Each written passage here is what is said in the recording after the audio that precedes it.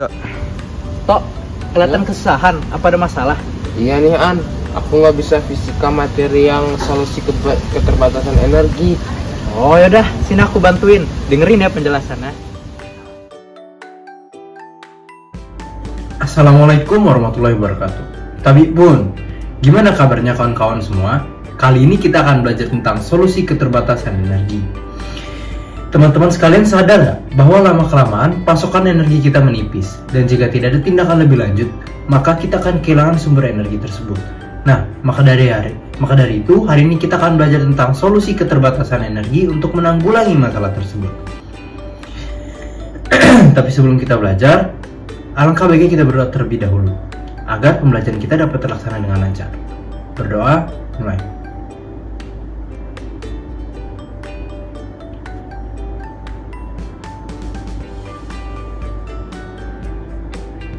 Berdoa selesai.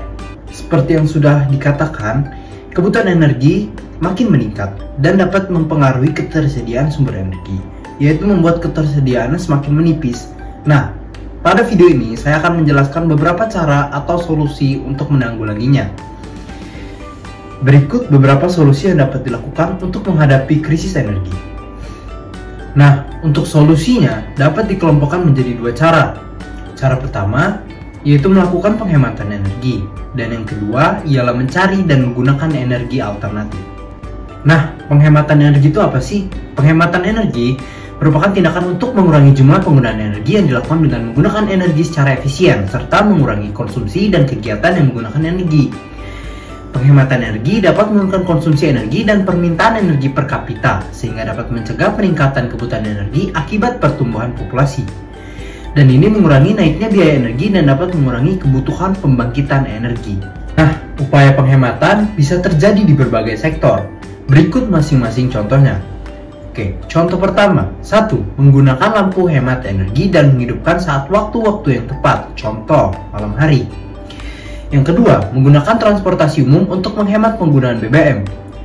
Lalu yang ketiga, mengurangi penggunaan mesin cuci dan menggunakan pengering mesin cuci hanya saat tidak ada sinar matahari. Berjalan kaki atau menggunakan sepeda jika pergi ke tempat yang tidak terlalu jauh.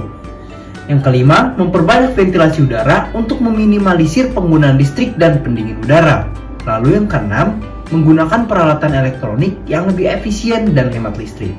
Lalu, untuk solusi yang kedua adalah mencari dan menggunakan energi alternatif atau biasa disebut dengan EBT, yang merupakan singkatan dari energi baru terbarukan. Berikut adalah beberapa contoh EBT yang telah digunakan di Indonesia. Yang pertama, biofuel digunakan untuk mengurangi penggunaan bahan bakar fosil. Jenis-jenisnya ada bioetanol, biodiesel, dan biogas.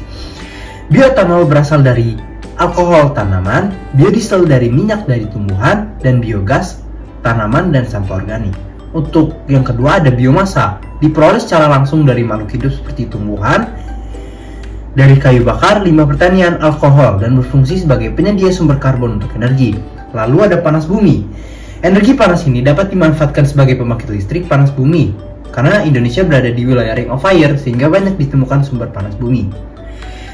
Lalu ada air. Energi potensial yang dimiliki air, misalnya air terjun dan air bendungan, dapat digunakan sebagai pembangkit listrik. Selain ramah lingkungan, pembangkit listrik tenaga air dapat dimanfaatkan bersama dengan irigasi pertanian, pengendalian banjir, dan budidaya ikan. Lalu ada angin. Angin terjadi setiap hari dengan kecepatan dan arah yang berbeda dalam waktu tertentu. Namun, jika kecepatan angin tidak tetap, perlu dilengkapi alat pengatur tegangan pemutus arus dan penampung tenaga listrik arus arah.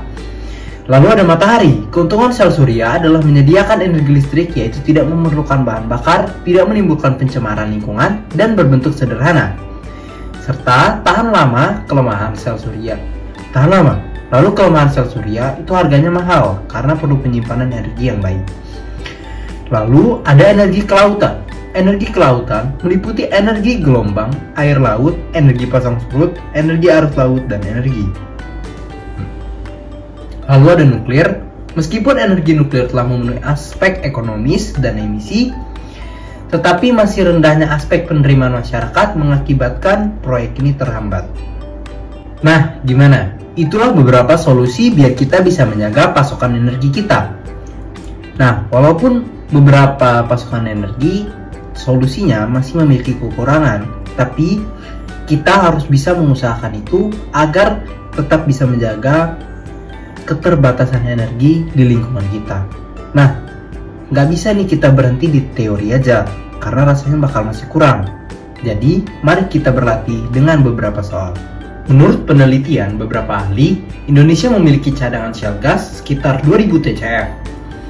Akan tetapi, potensi ini belum bisa dimanfaatkan karena terkendala oleh banyak hal. Kendala-kendala berikut yang dihadapi dalam pengolahan shale gas adalah kecuali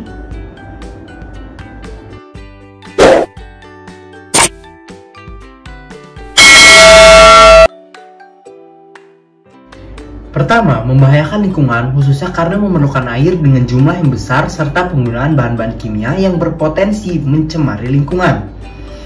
Dampak ketika melakukan pengolahan gas itu biaya yang besar, tenaga yang andal, memakan waktu yang cukup lama. Jadi pilihan yang benar adalah A. Soal 2. Penggunaan LPG diproyeksikan turun dari 49% pada tahun 2017 turun menjadi 31% pada tahun 2050. Hal ini karena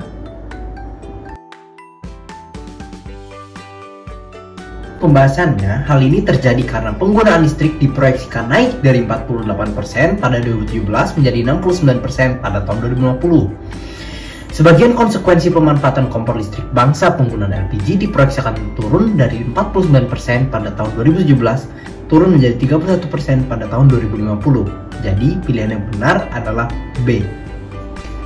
Soal ketiga, salah satu penghematan energi yang dilakukan adalah menggunakan bioenergi seperti biodiesel.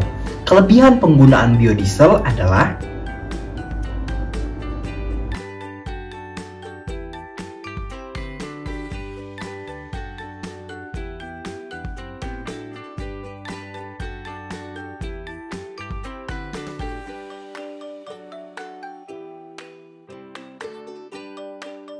Soal 4. 1 meter kubik biogas setara dengan gas LPG sebanyak 0,5 kg. Satu ekor sapi dapat menghasilkan 2 meter kubik biogas per hari. Dalam seminggu, suatu produsen menggunakan gas LPG 3 kg seharga 21.000 sebanyak 6 tabung. Jika mereka memiliki 3 ekor sapi, uang yang dapat dihemat dalam seminggu karena menggunakan biogas adalah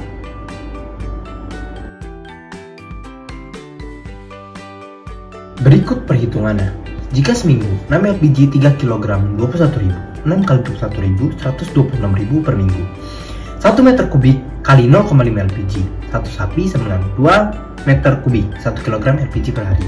3 ekor sapi 1 kg kali 3 kali 3 kg per hari sama dengan 21 kg per minggu. 7 LPG kali 21.000, 147.000 dikurang 6 LPG kali 21.000 yang hasilnya 126. Jadi 147 kurang 126 sama dengan 21.000. Jadi pilihan yang benar adalah C. Soal nomor 5. Untuk mengurangi konsumsi BBM, Indonesia menerapkan kendaraan listrik. Kendaraan listrik di Indonesia yang menggunakan bahan bakar hidrogen adalah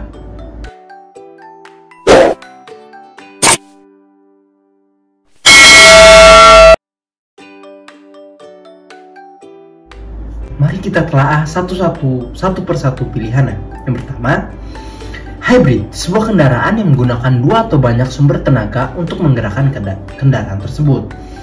Lalu yang kedua, battery, perangkat yang terdiri dari 1 atau lebih sel elektrokimia dengan koneksi eksternal yang disediakan untuk memberi daya pada perangkat listrik seperti senter, ponsel, dan mobil listrik.